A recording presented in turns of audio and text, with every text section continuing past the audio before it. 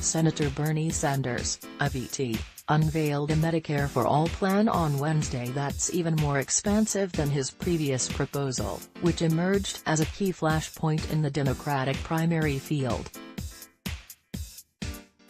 Flanked by members of National Nurses United, a union that backed his 2016 campaign, as well as a number of other Democratic senators, Sanders proposed a new plan that would dramatically expand Medicare while eliminating private healthcare plans. Together from coast to coast, we're going to roll up our sleeves, we're going to take on the insurance companies, we're going to take on the drug companies, and we're going to fulfill the American dream, Sanders said at the event after calling access to healthcare a human right, not a privilege.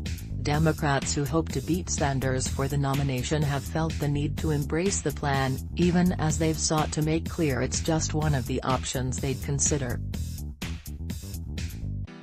Four of Sanders' 2020 primary rivals are co-sponsors of this bill, as they were on his last one, Senators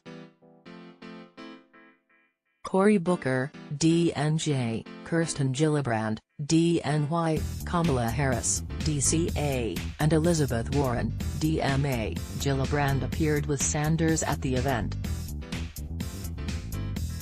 Booker framed it as more of an ultimate ideal than a likely piece of legislation that could become law during a Wednesday morning radio interview. Anybody who says Medicare for all, who's running for president, the next thing out of their mouth should be talking to people about, in a split Congress, what are you going to actually do in your first year to make healthcare more accessible and affordable. Warren said last month that there were a lot of different pathways to universal coverage that she could support, not just this one.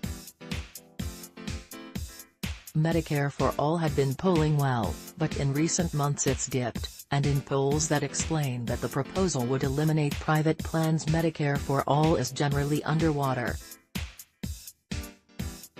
Conversely, Democratic plans backed by some of Sanders' more moderate rivals, which would allow Americans the option to join Medicare or stay on their own healthcare plans, have polled better with general election voters.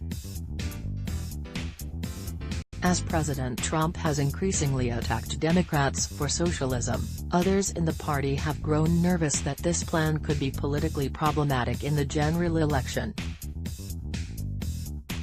But it remains very popular with a major chunk of the Democratic base, especially the voters already backing Sanders. National Nurses United co-president Deborah Berger described the bill as a clear sign that guaranteed care, real health care for every